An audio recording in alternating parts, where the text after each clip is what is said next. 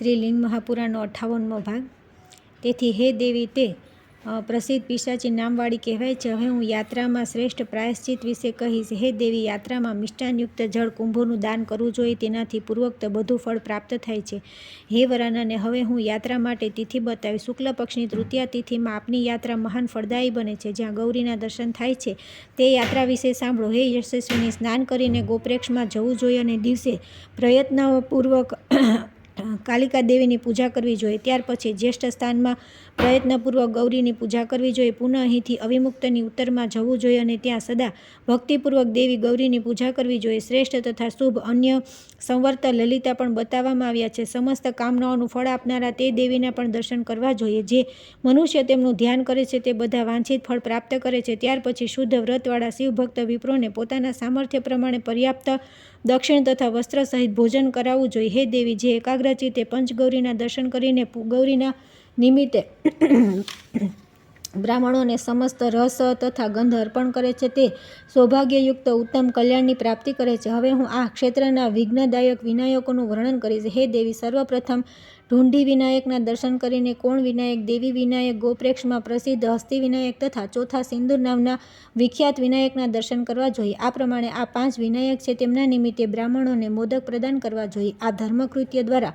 મનુષ્ય સિદ્ધિથી યુક્ત થઈ જાય છે। હવે પછી હું ક્ષેત્રની રક્ષા કરનારી ચંડિકાઓનું વર્ણન કરીશ। દક્ષિણમાં દુર્ગા, નિરુત્કોણમાં ઉત્તરેશ્વરી, પશ્ચિમમાં અંગારેસી, વાયવ્યમાં ભદ્રકાલિકા, ઉત્તરમાં ભીષ્મચંડી તથા ત્યારબાદ મહામુંડા રક્ષા કરે છે। ઉર્ધ્વકેશી તથા શાંકરી બધી બાજુથી રક્ષા કરે છે। ઉર્ધ્વકેશી અગ્નિકોણમાં તથા ચિત્રઘંટા મધ્યમાં રક્ષા કરે છે। હે દેવી, જે મનુષ્ય આ ચંડિકાઓના દર્શન કરે છે તેના પર પ્રસન્ન થઈને તેઓ બધી તત્પરતાપૂર્વક તેની રક્ષા કરે છે અને તેના પાપોનો પણ નાશ કરે છે। તેથી જો કોઈ વારાણસીમાં સતત શુભ સ્થિતિ ચાહતો હોય તો તેણે વિનાયકો સહિત ચંડિકાઓની પૂજા સદા કરવી જોઈએ। હે સુરેશ્વરી, હવે હું ક્ષેત્રમાં સ્થિત અન્ય તીર્થો બતાવીશ। પવિત્ર જળવાળી 3 નદીઓ ત્યાં સ્થિત છે અને સદા પ્રવાહિત રહે છે, જેમના દર્શન માત્રથી બ્રહ્મહત્યા જેવા મહાન પાપ પણ નષ્ટ થઈ જાય છે। પહેલી પિતામહસ્ત્રા, બીજી મંદાકિની, ત્રીજી મત્સ્યોદરી। આ 3 નદીઓ પુણ્યપ્રદ છે।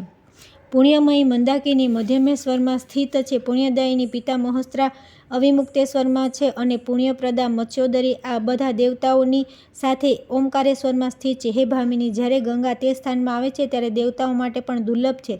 તે પુણ્યસત્તમ સમય હોય છે। વર્ણાના જળ અને ગંગાના જળથી મિશ્રિત ત્યાં પુણ્યપ્રદ નાદેશ્વરમાં સ્નાન કરીને મનુષ્યને કંઈ ચિંતા રહી જાય છે। તે સમયે ત્યાં જ મેં સ્નાન કર્યું હતું। હે દેવી, તે સમયે હસ્તતલમાં ક્ષણવારમાં કપાલ પડી ગયું, તેથી ત્યાં કપાલમોચન નામનું એક મહાન સરોવર થઈ ગયું। પ્રાણી માત્રને પવિત્ર કરનાર તથા બધા દેહધારીઓને પુણ્ય પ્રદાન કરનાર ઓમકારેશ્વર નામનું જે તીર્થ છે ત્યાં પણ મેં સ્નાન કર્યું હતું, તેથી તે લિંગ ઓમકારેશ્વર નામે કહેવાય છે। ઓમકારેશ્વરના સાનિધ્યમાં મત્સ્યોદરીના જળમાં જ્યારે ગંગા મળે છે તે સમયે તે જળમાં સ્નાન કરીને મનુષ્ય બ્રહ્મહત્યાથી મુક્ત થઈ જાય છે। મત્સ્યોદરીના જળમાં સ્નાન તથા ઓમકારેશ્વરના દર્શન કરવાથી મનુષ્યને શોક, મોહ, જરા તથા મૃત્યુ આ બધા સ્પર્શ પણ કરતા નથી। ત્યાર પછી આવે છે 16મો અધ્યાય, કાશીમાં લિંગાર્ચનનો મહિમા। વિષ્ણુ બોલ્યા કે આ સાંભળીને પ્રફુલ્લિત નેત્રોવાળા તે દેવી ઓમકારેશ્વરના દર્શન કરવા માટે કપિલેશ્વરમાં આવી ગયા। તેથી આપ પણ દેવે સદાશિવના દર્શન પૂજન કરો, એનાથી આપને પરમ આનંદ તથા પરમ પદ પ્રાપ્ત થશે। આ પરમ રહસ્ય સાંભળીને ચક્રપાણી વિષ્ણુની પાસેથી આવીને તેઓ શિવમાં આસક્ત થઈને પ્રભુ ઓમકારેશ્વરનું નિરંતર અર્ચન કરવા લાગ્યા। સૂર્ય બોલ્યા, તેથી પણ આપ પણ દુર્ગસ સુરેશ્વરની આરાધના કરો, એના વડે આપ તે પદને પ્રાપ્ત કરી લેશો જે અન્ય લોકો માટે દુર્લભ છે। ભગવાન સૂર્યનું વચન સાંભળીને તેઓ વારાણસીમાં આવી ગયા અને હે દેવી, ત્યાં ઓમકારેશ્વરના દર્શન કરી તેમની આરાધના પરાયણ થઈને દેવોના દેવની પાસે ચતુર્મુખ લિંગની સ્થાપના કરીને કૃતકૃત્ય તથા પવિત્ર થઈ ગયા અને મહત્તત્વની પ્રાપ્તિ કરીને ઈશ્વરમાં નિશ્ચય બુદ્ધિવાળા થઈ ગયા। તેથી હે ગાર્ગેય, જો તમે પણ પોતાનું કલ્યાણ અને મનની સ્થિરતા ઈચ્છતા હો તો દેવેશની આરાધના કરો, તે સાક્ષાત શિવ છે, તેઓ જ ઓમકારેશ્વર નામે તે સ્થાનમાં વિરાજમાન છે। હે મહામુને, મેં આપના સ્નેહના કારણે જ આ લિંગનું મહાત્મ્ય કહ્યું છે। આ અકાર, ઉકાર અને મકારથી યુક્ત કહેવામાં આવ્યું છે। મુનિ કાલ્કીય વૃક્ષી આ લિંગમાં સિદ્ધ થયા છે। તેમાં અકારને વિષ્ણુલોકની ગતિ પ્રદાન કરનાર જાણવો જોઈએ। તેના દક્ષિણ ભાગમાં ઓમકાર નામનું લિંગ છે, ત્યાં દેવાચાર્ય બૃહસ્પતિ પરમ સિદ્ધિને પ્રાપ્ત થયા છે। તેમાં ઉકારને બ્રહ્માનું અવ્યય પદ આપનારું જાણો, તેની ઉત્તર દિશામાં વિષ્ણુ સંજ્ઞક મકારને જાણો, તે લિંગમાં મહામુનિ ઋષિ કપિલ સિદ્ધ થયા છે। તેથી હે ગાર્ગેય, જો આપ પણ મનની શાંતિ ચાહતા હો તો વ્રતમાં સ્થિત થઈને લિંગની આરાધના માટે પ્રયત્ન કરો.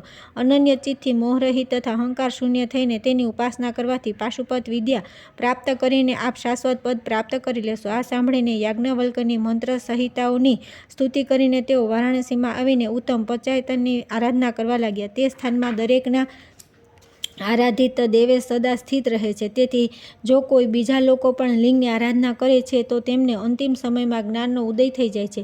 આ જાણીને જે મનુષ્ય લિંગના અર્ચનમાં સદા તત્પર રહે છે તે 100 કરોડ કલ્પોમાં પણ તેનો પુનર્જન્મ થતો નથી. તેથી વીજળીના ચમકારા જેવા અસ્થિર દુર્લભ માનવ શરીર પ્રાપ્ત કરીને શૈવ વિધાન પ્રમાણે પ્રયત્નપૂર્વક લિંગનું અર્ચન કરે છે તે પોતાનો ઉદ્ધાર કરી લે છે, અને જે લિંગનું અર્ચન કરવું જોઈએ, જે વિપ્રલિંગનું અર્ચન કરે છે તે પોતાનો ઉદ્ધાર કરી લે છે, અને જે લિંગનું અર્ચન કરતો નથી તે પોતાનો વિનષ્ટ કરી લે છે.